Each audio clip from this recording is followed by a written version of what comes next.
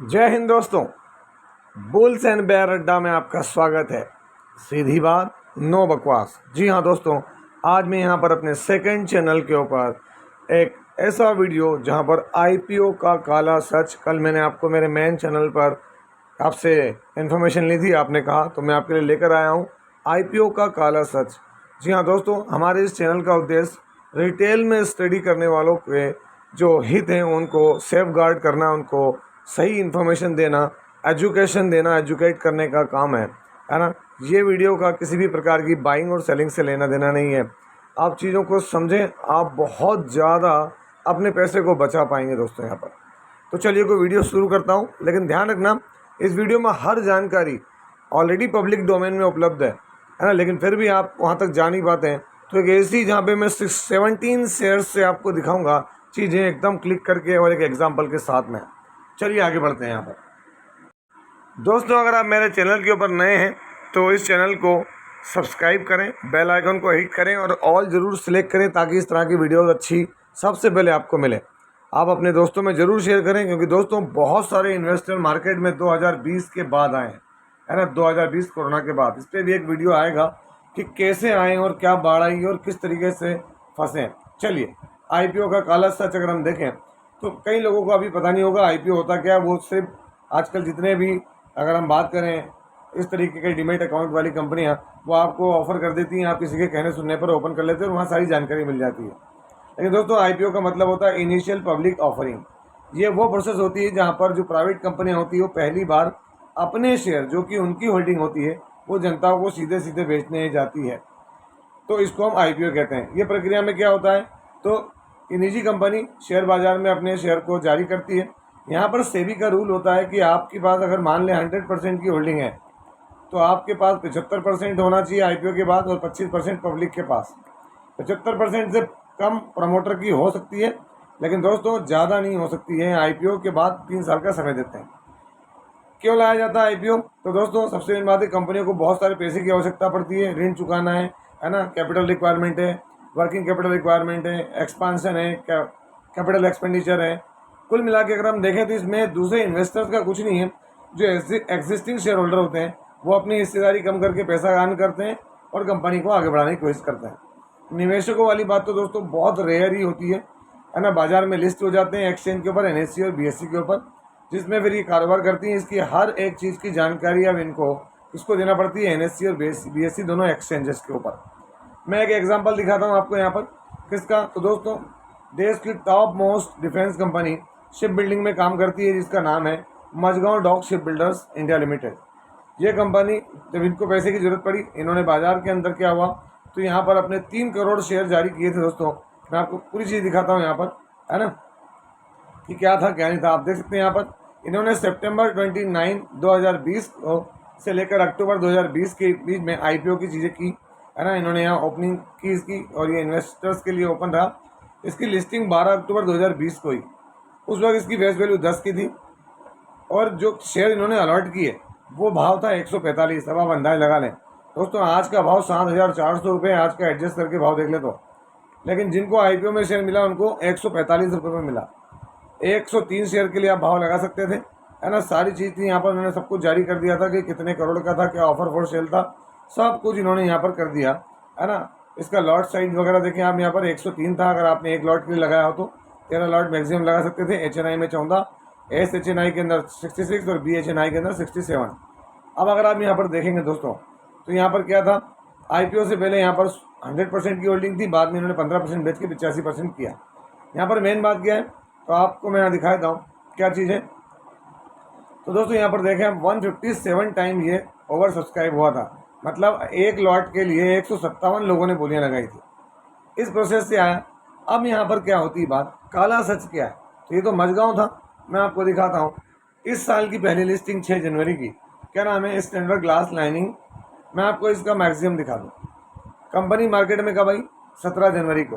17 जनवरी से आप देखें क्या है, 31% का डाउनफॉल देखा है और अभी फ्लैट है। मतलब क्या, कई लोगों को आईपीओ की जानकारी मिलती है, अलग अलग वीडियोस देखते हैं और फिर वो टूट पड़ते हैं ये इस प्राइस पर, यहाँ पर, इन चीज़ों पर। फिर उनको यहाँ पर बहुत बुरी तरीके से क्या होता है, वो यहाँ पर ट्रैप हो जाते हैं।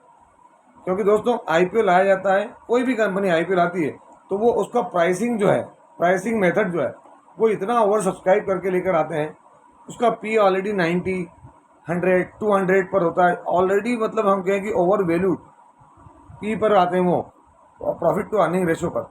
अब वो तो बाजार की एंट्री थे, वो क्या करते हैं तो यहाँ पर इसको प्राइस इन करते ही हैं। आप देखिए 31% तक यहाँ करेक्ट हुआ है। इसके बाद देखें आप यहाँ पर क्वाड्रेंट फ्यूचर टेक, कंपनी में कोई खराबी है? मैं आपसे कहूँगा कंपनी में कोई भी खराबी नहीं फंडामेंटल्स के अंदर। लिस्ट कब हुआ? जनवरी के अंदर। आप देखें यहाँ पर इसका टॉप था और टॉप से कितना 34%। तो ये नुकसान किसको हुआ होगा? रिटेल इन्वेस्टर को, जिनको लगा रहा है बहुत धांसू कंपनी आ गई है, बैंकर भाग रही है, ये कुछ हो रहा है, वो हो रहा है, फलाना हो रहा है। आप देखें यहाँ पर क्या हुआ है, 34% अभी तक डाउनफॉल है। इसके बाद देखें आप लक्ष्मी डेंटल, खूब हाइप हुआ है, इसलिए जब आईपीओ के बारे में आप जानकारी लेते हैं, जैसे कि मैं इस चैनल पर आपको देने वाला, हर एक चीज़ क्रिस्टल क्लियर होगी। लक्ष्मी डेंटल अगर मैं आपको दिखा दूँ, लक्ष्मी डेंटल का मैक्सिमम चार्ट पैटर्न, लिस्ट कब हुआ? 24 जनवरी। 24 जनवरी से अभी कितना है? 27%। अब आप मान लीजिए फॉर एग्जांपल कि अगर किसी ने यहाँ पर 50,000 रुपीज़ से अपनी स्टडी स्टार्ट की है, तो दोस्तों 27% आप अंदाज लगा लेके आए, 13, 13,500 है ना, 14,000 रुपये उसके अंदर करके वो बैठा हुआ है। अब वो कब यहाँ से 27% रिकवर होगा, कब चीज़ें होंगी, क्या फाइनेंशियल्स होंगे? अगला देखें स्टेलिन इंडिया फ्लोरोकेमिकल्स, क्या देखने को मिल रहा है? आज का तो छोड़ दें हम, 2% का अपर सर्किट है, मैक्सिमम में देख लें आप यहाँ पर क्या है 36%। लिस्टिंग कब से हुई है इसकी? तो यहाँ पर आप देखें 24 जनवरी, 119 119 रुपये के प्राइस पे कितना डाउन है? 36%। मुझे अब ये जानना है कि ये काला सच क्या है। आप भी देखें रिटेल इन्वेस्टर स्पेशली, क्योंकि दोस्तों हर कोई बस क्या लगा है कि कुछ भी एक ऐसा मंत्र मिल जाए जिसका जाप किया जाए, है ना, और हमारे पास चीज़ों का डर लग जाए। ऐसा नहीं होता है, यहाँ पर मार्केट है ना। अब आप देखें 36%, तो छोटा अमाउंट है क्या? डेंटा वाटर एंड इंफ्रा, आप देखेंगे Denta water and infra solutions, आज सिंगल डे में, क्योंकि कल इसके रिजल्ट थे दोस्तों, क्या हुआ है? क्रैश। 10% रिजल्ट थे, मतलब इन्होंने अपने लास्ट 3 मंथ्स की अर्निंग दिखाई, जिसमें रिजल्ट अच्छा नहीं रहा, मार्केट ने देख लिए, रिएक्शन दिखा दिया। अब आप देखें 15% डाउन है लिस्टिंग के बाद से। कब हुई लिस्टिंग?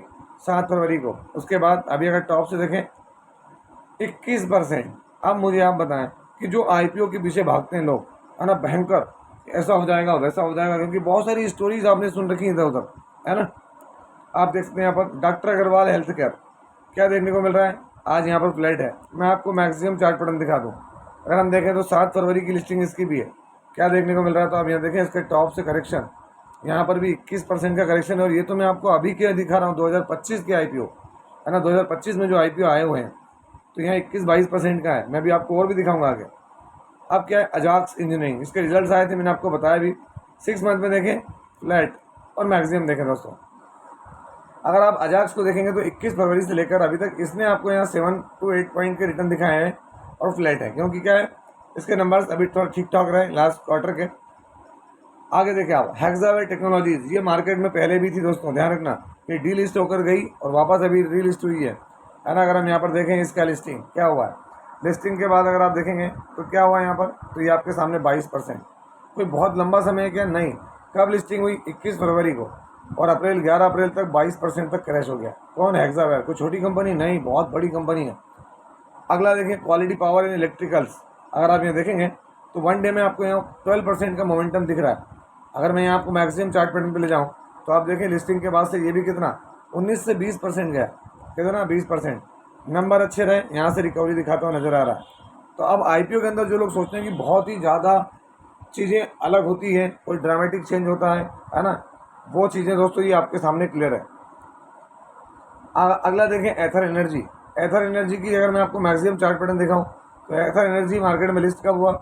9 मई, अभी मई में। इससे बीच में क्या चला? पूरा दोस्तों भारत पाकिस्तान जंग और अंकल ट्रम्प जो खेल रहे थे, tariff tariff tariff tariff tariff tariff tariff, वो टैरिफ में इन्होंने यहाँ वार्ड लगा दी, कोई भी आईपीओ नहीं है। उसके बाद एथर एनर्जी क्या है, देखिए हमें 4% के रिटर्न। कहाँ थी स्थिति इनकी? तो आप देखें 300 रुपये तक पहुँच गए थे, अभी यहाँ पर 6% की जंप है। तो कोई चीज़ अगर हम यहाँ देखने जाएँ तो क्या है, 288 रुपये तक टच कर गया थे, हाई 343। अब आप अंदाज लगा लें कि कितना बड़ा वोलेटिलिटी देखने को मिली है इन शेयर्स में। इसके बाद हम 2024 के कुछ आईपीओ पे चलते हैं। आइडिया फोर्ज टेक्नोलॉजी लिमिटेड, सीधे सीधे दिखाऊंगा, आपको समझ जाएंगे क्या है। 58% क्रैश हुआ है, आप यहाँ देख सकते हैं कब हुआ था, 2023 में आया दोस्तों, 23-24 में 58% क्रैश। आपको समझ में आ गया होगा क्या कहना चाह रहा हूँ। BLS ई सर्विसेज कंपनी में कोई खराबी है नहीं है, ऐसे ही आइडिया फौज में कोई खराबी नहीं है। कितना है, 38% का करेक्शन। ये मैं क्या बताना चाह रहा हूँ, जो IPO में जाकर ये उम्मीद लगा के बैठते हैं कि यार और यहाँ से डबल ट्रिपल जो भाव हैं वो आगे की तरफ जाएंगे। क्या है, 38% का नेगेटिव रिटर्न। किसके लिए, उन शेयर होल्डर्स के लिए, ये उन इन्वेस्टर्स के लिए तकलीफ है जिन लोगों को यहाँ पर खूब इन्होंने अपने हिसाब से चीज़ें देखी है ना, अपनी अपनी स्टडी रखी। लेकिन आप यहाँ देखें कि यहाँ तक भी आई चीज़ें। अगर मैं टॉप से दिखाऊँ तो BLS ई सर्विसेज क्या हुआ, 64% क्रैश हुआ है। 1 मंथ में यहाँ आपको जरूर रिटर्न दिख रहे हैं, लेकिन दोस्तों चीज़ें बहुत अलग है IPO की। यहाँ देखिए वन मोबीक्विक, ये भी देखिए आप 43%। और कब लिस्ट हुआ था, 2024 दिसंबर में। अगर आप टॉप से देखेंगे कितना क्रैश हुआ, 56, और बॉटम पे 63%। वन मोबीक्विक है ना। जब चीज़ें भागती है, कई लोगों ने कहा है कि भागती ट्रेन को है ना, गिरते चाकू को कभी नहीं पकड़ना चाहिए, शेयर मार्केट में कहावत है। आप देख लें यहाँ क्या हुआ है। इसके अलावा अगर आप देखें यहाँ पर इन्वायरो इंफ्रा इंजीनियर्स 21% के रिटर्न दिख रहे हैं, लेकिन देखें यहाँ पर एक वक्त में 54% के रिटर्न के बाद जो इसने बॉटम बनाया कितना, तो आप देख सकते हैं यहाँ पर 40% का बॉटम बनाया था, 40% तक क्रैश हुआ है। अगर जिनको शुरुआत से उनके पास है उनको 21% के रिटर्न है, अदरवाइज जो लोग यहाँ पर इस नाव में सवार हुए उनके क्या हाल हुए होंगे आप खुद देखें। इसके अलावा अगर हम बात करें, स्विगी बहुत बड़े IPO में से एक है ना, ऑनलाइन फूड चेन डिलीवरी के अंदर। लेकिन अगर आप इसके टॉप से देखेंगे तो स्विगी 44% तक धराशायी हुआ है। क्यों हुआ है, अर्निंग ओवर वैल्यूएशंस है ना, और मार्केट में हाइप बनाकर चीज़ों को लॉन्च करना। बजाज हाउसिंग फाइनेंस, इस शेयर के ऊपर हमने कई बार स्टडी की, क्या कोई कमी है, नहीं है। फिर क्या हुआ, तो इसके लिए मैं आपको दिखाता हूँ मैक्सिमम चार्ट पैटर्न। आप देखें लिस्टिंग जो हुई है बजाज की, वो बहुत धुआंधार हुई है, रिटर्न भी बहुत धुआंधार बने। 70 रुपये का शेयर के भाव 188 रुपये तक गए। लेकिन फिर क्या हुआ, 40% क्रैश, जो कि एक वक्त में कहाँ गया था। अगर आप यहाँ देखेंगे तो आपको यहाँ देखने को मिलेगा 33%। कितना, 33% बजाज हाउसिंग फाइनेंस तरीका शेयर का, जो कि बहुत बड़े बिजनेस ग्रुप का है। तो आप अंदाजा लगाएं कि मार्केट में क्या हो सकता है, ये चीज़ें देखें। और दोस्तों बाजार की सबसे बड़ी कंपनी लाइफ इंश्योरेंस सेक्टर के अंदर क्या है, लिस्टिंग कब हुई थी देख लें आप, 2022 में। रिटर्न कितने, 14%। अब आप अंदाजा लगाएं लिस्टिंग के बाद से क्या हाल हुआ, 35% तक। इतनी बड़ी large cap, super large cap company 35% down हुई, किसी ने अंदाजा लगाया था। तो ये ओवर प्राइस, ओवर वैल्यूएशन। एक और नाम 197 कम्युनिकेशन, पेटीएम के नाम से फेमस, क्या है, अभी आप देखें तो 43% तक क्रैश हुआ है। लेकिन दोस्तों ये क्रैश अगर इसके टॉप से देखोगे आप तो क्या हुआ है, यहाँ पर 79% गया है। कितना, 79%। तो ये वो डार्क साइड है IPO का। रेयरली होगा कि वो IPOs जो कि एक प्रॉपर, जैसे कि हमने मझगांव को देखा है ना, प्रॉपर। मैं अभी आपको सर्च करके ही बताया था, मझगांव 2020 में आया IPO, और उसके बाद देखें, और ऐसे बहुत सारे हैं। आज अगर हम देखें इनमें तो क्या नज़र आ रहा है आपको, तो ये देख सकते हैं, मैं ऑल चार्ट दिखा रहा हूँ, कितना शानदार शुरुआत से गए, क्योंकि वैल्यूएशंस पर आज 4372% के रिटर्न दिए शेयर ने। लेकिन अभी भी आप PE देख लें इसका, कितना है, 55 का। 1.5 लाख करोड़ की कंपनी और 55 के PE पर काम कर रही है। वहीं पर कंपनियां 550 तक पहुंच गई हैं, कोई 500 के PE पर है, कोई 1000 के PE पर है। तो दोस्तों ये चीज़ आपको बतानी जरूरी थी, ये आई होप कि आपको समझ में आई होगी। तो इसका मतलब क्या है, अगर आप IPO में चीज़ें अपने हिसाब से देखते हैं, अपनी स्टडी रखते हैं कि यार हमको IPO लगाने हैं या नहीं लगाने हैं, तो दोस्तों वहाँ पे आपको समझना होगा कि आप किस कंपनी में लगा रहे हैं, बिजनेस क्या है, प्रमोटर क्या है, वैल्यूएशंस क्या है, PE क्या है ना, प्रॉफिट आफ्टर टैक्स क्या है, वो सब चीज़ों की स्टडी करें, रिटेल इन्वेस्टर खुद भी। अदरवाइज़ दोस्तों ऐसे ही ट्रेप होते रहेंगे। आपने अगर ये वीडियो देखा होगा तो आप खुद भी समझ रहे होंगे। और दोस्तों अंत में एक और बात कहूँगा, यदि आप इस चैनल पर फर्स्ट टाइम आए हैं तो इस चैनल को सब्सक्राइब करें, ताकि इस तरह की बहुत ही बेहतरीन स्टडी आप तक रखूँगा मैं विद डेटा। कैसा लगा, यदि वीडियो अच्छा लगा हो तो इसको लाइक करें, शेयर करें, और प्लीज़ चैनल को सब्सक्राइब करना ना भूलें। दोस्तों ये कोई बाइंग और सेलिंग रिकमेंडेशन नहीं है, इसलिए किसी भी स्टॉक को बाय सेल करने से पहले अपने फाइनेंशियल एडवाइजर से जरूर संपर्क करें।